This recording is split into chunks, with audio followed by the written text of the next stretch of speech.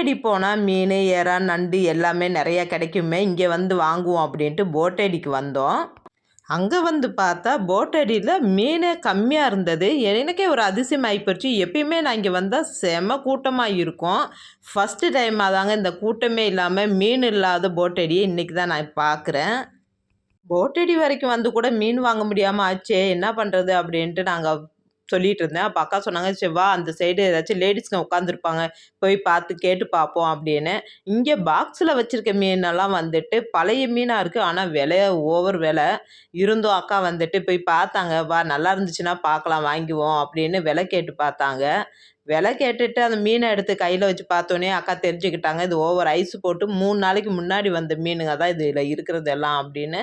அக்கா மீன் எடுத்து பார்த்தே தெரிஞ்சுக்கிட்டு இது வேண்டாம் அப்படின்ட்டு, வாம்மா அந்த சைடு போய் பார்ப்போம் அப்படின்ட்டு அந்த பக்கம் கூட்டு போனாங்க. அங்கே லேடிஸுங்க உட்காந்து விற்றுக்கிட்டு இருந்தாங்க. சரி இந்த மீனில் பார்ப்போன்னு விலை கேட்டால் விலையும் ஓவர் விலையாக இருந்தது.